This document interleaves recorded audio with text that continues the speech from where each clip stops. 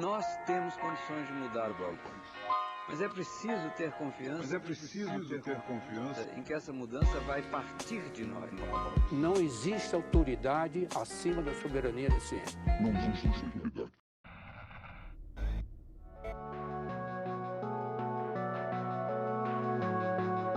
Bem-vindos ao Nós na Nutrição. Aqui quem fala é Pablo Couto e essa é a edição de setembro do Quebra-Nozes, um resumo das notícias sobre alimentação e nutrição. O CONAB doará sementes de arroz para a agricultura familiar do Rio Grande do Sul.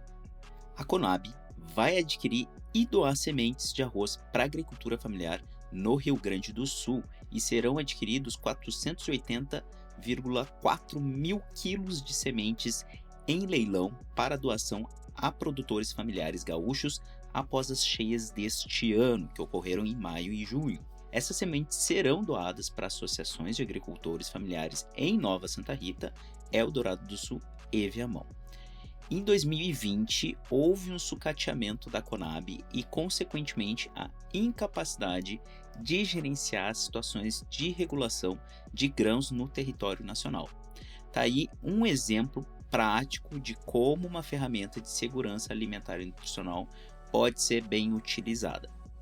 Na próxima notícia, os ultraprocessados quase batem 25% da alimentação de crianças brasileiras. O Estudo Nacional de Alimentação e Nutrição Infantil, o ENANI, revelou que 24,7% da alimentação de crianças brasileiras até 5 anos é composta por alimentos ultraprocessados como biscoitos, chocolates e sorvetes.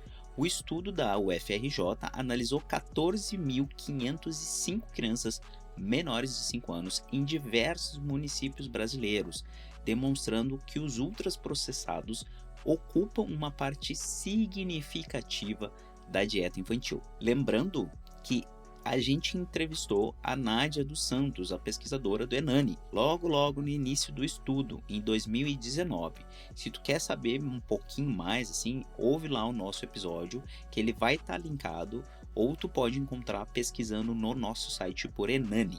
Ainda sobre os resultados, o estudo mostrou que crianças entre 2 e 5 anos consomem 3,4% desses alimentos diariamente.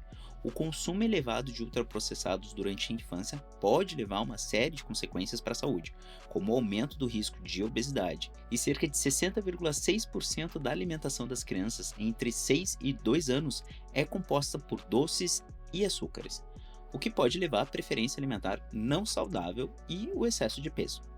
Próxima notícia, o CFN firma parceria com o Ministério do Desenvolvimento Social e a Unirio para qualificação da alimentação e nutrição no Sistema Único de Assistência Social, o SUAS. O MDS vai aparecer ainda um pouco mais para frente em uma outra notícia, tá? Então, guardem essa questão da parceria, é importante.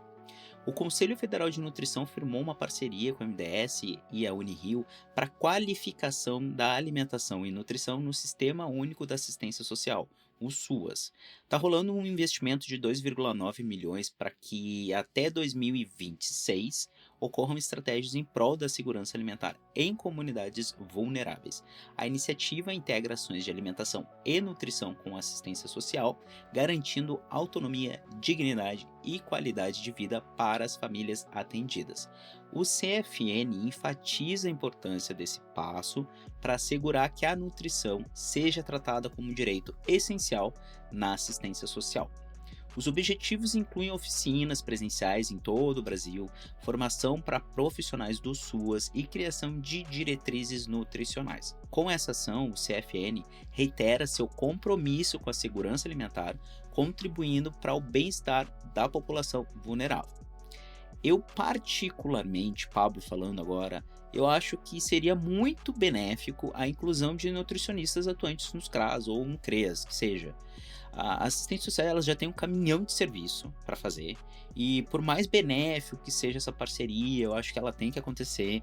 Um profissional voltado exclusivamente para essa e outras ações nesse nicho seria muito bem-vindo e poderia sobrecarregar, aliviar a demanda de trabalho, etc. Enfim, e já que a gente está falando do CFN, Eu não sei se vocês ficaram sabendo, mas no último mês o CFN fez um posicionamento devido a uma polêmica decepcionante. A Sociedade Brasileira de Diabetes, a Sociedade Brasileira de Endocrinologia e Metabologia, a Sociedade Brasileira de Estudo da Obesidade e o Conselho Federal de Nutrição, eles firmaram um posicionamento conjunto visando desmentir o absurdo de que verme causa diabetes.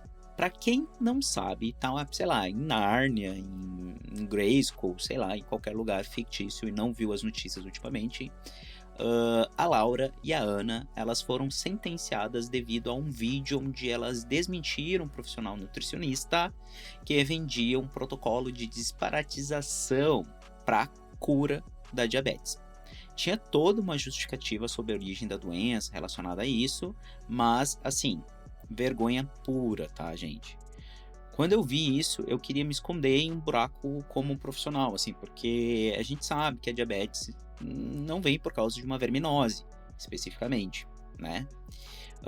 De novo, para quem não sabe quem é a Laura e a Ana, elas são donas de um canal de divulgação científica, eu nunca vi um cientista, tá? Só que é importante a gente lembrar para não dar palco para maluco na internet. Vai que, sei lá, eles viram presidente da república, sabe? Gurias do Nunca Vi um Cientista, a gente tá junto, vocês fazem um trabalho super sério e como nutricionista eu tenho orgulho e sempre que posso recomendo o conteúdo de vocês. Sinceramente, eu considero complementar ao trabalho do Nós na Nutrição, em alguma instância. Inclusive, a gente já considerou muitas vezes trazer vocês aqui, mas a vida normalmente não deixa a gente conseguir fazer os convitinhos, essas coisas, né? Para quem tá curioso com o desdobramento, a condenação das gurias foi anulada no STF. Aí tem outra questão. Isso deveria ser categórico. Como pode um assunto desse ter ido para a Suprema Corte para ser anulado? O nosso país carece de maior literácia científica na área da jurisprudência. Mas aí é complicado, porque a gente está falando de um ambiente que aceita muito bem, por exemplo, constelação estrelar, que é uma prática para eles, etc. E tudo bem. Então existe até uma certa afinidade com as questões da pseudociência. Enfim, isso é uma outra questão, né? Agora, já que a gente está falando do STF, essas coisas, etc e tal, da justiça brasileira, lembra daquele caso que a gente falou de um fazendeiro que passou agente laranja em meio Pantanal? Então, um juiz absolveu o pecuarista que desmatou 80 mil hectares no Pantanal para criar gado. Isso mesmo que vocês ouviram. Ele foi absolvido. O juiz absolveu sumariamente o fazendeiro, acusado de desmatar 80 mil hectares do Pantanal em Barão do Melgaço. O juiz decretou a prescrição dos crimes denunciados contra o pecuarista, porque a denúncia no Ministério Público foi feita após 6 meses dos crimes cometidos. O fazendeiro foi multado em 5,2 bilhões, porém ele já tinha gastado 25 milhões em produto químico para destruir a vegetação. A área desmatada é do tamanho da cidade de Campinas, que é bem grande. O que chama mais atenção foi que ele possuía essas substâncias, o 2,4-D, que é o agente laranja. Para quem não sabe o que é agente laranja, ele foi usado pelos Estados Unidos na Guerra do Vietnã. Eles passavam com helicópteros e aviões despejando essa substância e fazia a vegetação morrer. E não só fazia a vegetação morrer, como matava as pessoas, porque ele é extremamente tóxico. Esse caso ele teve ampla repercussão nacional, ele foi parar no Fantástico, na Rede Globo, etc. E o cara foi inocentado. Vejam só. O Rio Grande do Sul precisa de ajuda, e tu pode ajudar doando, divulgando campanhas e se informando. Aqui indicamos o Fundo Crioula. O Fundo Crioula é uma ação que surgiu em função dos impactos ambientais que o povo negro gaúcho vem enfrentando pelo racismo ambiental e das mudanças climáticas. As doações serão destinadas a povos tradicionais de matriz africana, comunidades quilombolas, famílias negras periféricas e animais que também precisam da nossa atenção e solidariedade. A chave Pix é o oi.crioula@gmail.com. Mais informações sobre o fundo no link do nosso site, no episódio e no Instagram da Bruna Crioula, uma criadora de conteúdo aqui no Nós, muito presente em vários episódios que você já deve conhecer.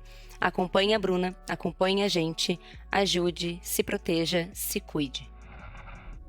Agora a gente vai falar de uma notícia que traz zero novidade para absolutamente todo mundo. O vale alimentação dos trabalhadores dura apenas 10 dias, mostra a pesquisa. Que legal! Olha, o benefício refeição oferecido pelas empresas brasileiras geralmente cobre apenas cerca de 10 dias de refeições no trabalho. Ponto. Acabou a notícia. Porque é isso, né? Enfim, para cobrir as despesas de almoço ao longo de 22 dias úteis do mês, o valor ideal do benefício seria R$ 1.135,42, mas as empresas, em geral, numa média, oferecem R$ 540. Regionalmente, o benefício dura em média 12 dias no Sul e Sudeste, com valores necessários de R$ 1.076 a R$ 1.200 quase, e no Nordeste o benefício dura apenas 8 dias, sendo o mais baixo custo médio mensal, de R$ 1.080. Então, é isso, né? Quem já foi ou sonha com o famoso vale, fica atento. É bom, mas é bem pouco. Talvez o motivo seja porque o poder de compra das pessoas está uma palhaçada.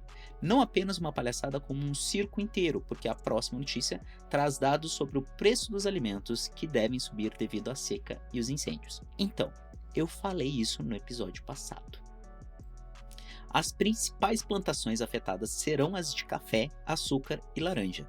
A atual onda de calor e mais de 5.000 focos de incêndio criminosos são os principais responsáveis pela previsão. Como se não bastasse isso, o encarecimento dos alimentos deve impactar a inflação, acelerando o índice dos preços ao consumidor, o IPCA. O aumento dos preços afetará a proteína suína e de frango, principalmente na região sul.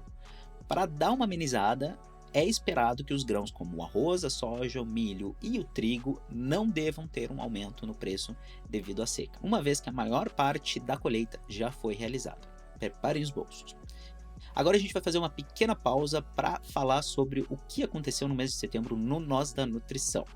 No mês de setembro a gente teve vários Nós Comunicas. O primeiro foi com a nutricionista Daniela Stoker sobre compreensão de rótulos e embalagens.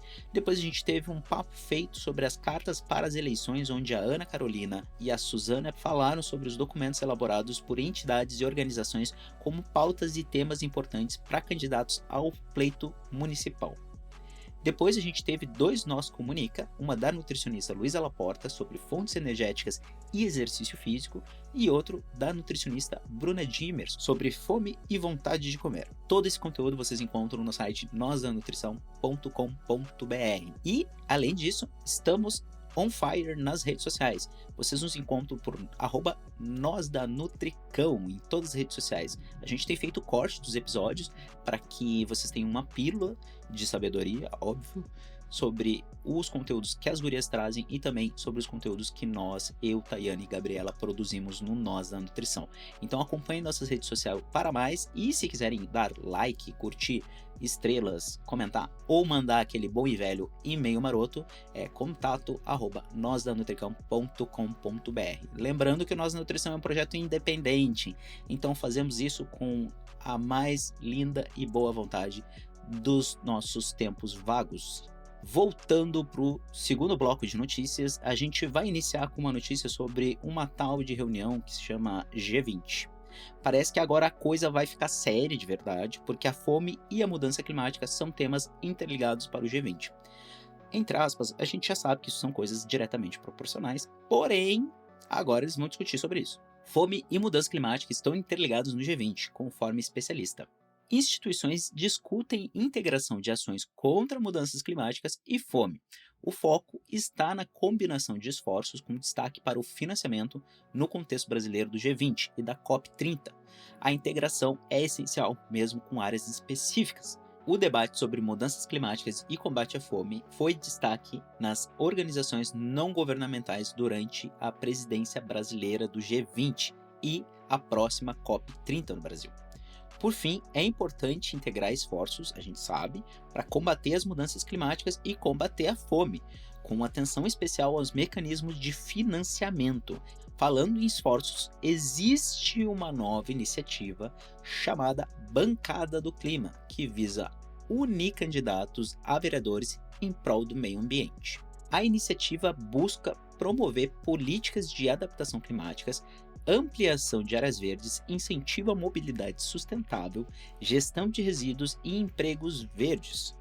Os signatários fundadores incluem candidatos de diversos partidos e regiões do país, destacando a urgência de ações diante das mudanças climáticas e eventos extremos que vêm se agravando a cada ano. O manifesto Juntos pelo Clima ressalta a importância das cidades como locais onde a crise climática impacta a população, mas também como espaços para iniciativas sustentáveis e para preparar-se para desafios futuros. Exemplos internacionais como Pequim, Melbourne, Copenhague e Berlim são citados como referências em políticas de adaptação e mitigação climática. Os candidatos defendem a construção de um plano de emergência climática nos municípios, visando identificar, gerenciar e prevenir desastres climáticos, além de promover melhorias como a arborização urbana, parques acessíveis e áreas verdes para toda a população. Com certeza o documento deve ser muito mais complexo que essa notícia e a gente conversou um pouco sobre isso. Olha só que interessante, nesse PF que a gente falou sobre as cartas para as eleições e tem questões intimamente relacionadas com agropolíticas. Então acho que a gente, se tivesse que fazer algum adendo aqui, seria isso, assim. A gente não pode achar só que parque, etc, vai resolver o problema, pelo contrário, isso daí vai ser um lugar verde, ok, é ótimo, perfeito, mas não vai resolver um problema. Comissão da Agricultura aprova medidas de reforço a combate à fome. A Comissão de Agricultura e Reforma Agrária do Senado, que de reforma só tem o nome, aprovou o projeto PL 800 de 2024, que propõe incluir um índice de desenvolvimento humano como critério para classificar os municípios na Política Nacional de Segurança Alimentar e Nutricional. Um breve parênteses, eu tenho acompanhado os movimentos do Ministério da Saúde e outras pastas e o IDHM, que é o Índice de Desenvolvimento Humano Municipal, tem entrado em muitas portarias como um parâmetro de equidade para a distribuição orçamentária entre os entes. Então, fecha parênteses, é bom ter isso em mente. A mudança pretende direcionar melhor as ações de segurança alimentar, principalmente em locais com alto índice de desnutrição. Se não houver objeção, o projeto seguirá para a Câmara de Deputados e essa ação busca ampliar o acesso a alimentos em regiões mais necessitadas, beneficiando diretamente populações vulneráveis. Agora a gente vai falar de uma notícia que praticamente é a confluência das coisas. Lembram que desde o ano passado eu venho trazendo notícias sobre o aumento da produção dos medicamentos para tratamento da diabetes, que são usados para perda de peso, e teve até um congresso que os caras convidaram uma pá de gente da política para tentar enxertar isso no SUS? Então, abemos a notícia de hoje. Projeto inclui 2 produtos para tratamento da obesidade no SUS. O projeto de lei 2264 de 2024 propõe a inclusão da liraglutida e a semaglutida no SUS e na Rename, alegando que os medicamentos são eficazes no tratamento da obesidade. O único problema é o alto preço, que impede o acesso da população de baixa renda de utilizá-lo. A Anvisa já aprovou o registro da liraglutida como nome comercial Saxenda e da semaglutida com o nome Ozempic e Wegovy, e esses medicamentos eles auxiliam no controle de peso e no tratamento do diabetes tipo 2. O projeto ele segue para análise nas comissões de saúde, finanças e tributação, e a Comissão e Justiça antes tem que votar na Câmara do Senado. Então, assim, é óbvio que essa pedrada viria, estava ali, literalmente quicando, mas a gente ainda tem que ver o que o projeto realmente propõe, se tem algum tipo de critério nisso. No momento, a única ação possível é fazer um movimento para que todos fiquem atentos, mas fica aquele retrogosto de que a indústria entuxa a galera de industrializado hiperpalatável, faz um lucro federal, assim, ó, um lucro absurdo, e depois o SUS / nós temos que comprar a panaceia deles próprios para a problemática que eles são mais do que responsáveis. É literalmente o Ouroboros do neocapitalismo tardio. Para finalizar, a gente vai falar mais uma vez da indústria. O grupo temático Direito Humano à Alimentação Adequada da Rede Pensan lançou uma nota de repúdio em relação ao termo de cooperação entre Coca-Cola e o MDS. Eu não falei que a gente ia falar deles de novo? Tá aí. Eles expressam indignação com a parceria, considerando as consequências prejudiciais do consumo de refrigerante para a saúde, especialmente em relação à obesidade. Também ressaltam que a ação das indústrias de refrigerante não se limita apenas no impacto direto na saúde, mas também inclui danos ao meio ambiente, como a exploração excessiva dos recursos hídricos e a produção de resíduos plásticos. Além disso, a influência dessas empresas na ciência, financiando pesquisas que minimizam impactos na saúde, também foi mencionado na nota. A parceria entre Coca-Cola e o MDS é vista como uma estratégia de publicidade que pretende encobrir os malefícios dos refrigerantes na saúde. É importante ressaltar que a empresa recebeu incentivo tributário significativo do governo brasileiro, o que levanta questões sobre a legitimidade e os interesses por trás desse acordo. As políticas públicas de segurança alimentar não devem ser baseadas em estratégias de marketing disfarçadas de responsabilidade social. O foco deveria ser em garantir direitos básicos como trabalho digno, moradia, educação, alimentação de qualidade, saúde, cultura e lazer. A ação conjunta de diferentes grupos para repudiar essa parceria mostra a preocupação da sociedade civil em relação à influência de interesses econômicos sobre a saúde e a alimentação da população brasileira. Em resumo, a nota enfatiza a importância de políticas públicas eficazes que priorizam a segurança alimentar, a saúde e a proteção do meio ambiente, em oposição a acordos que visam o lucro em detrimento do bem-estar da população.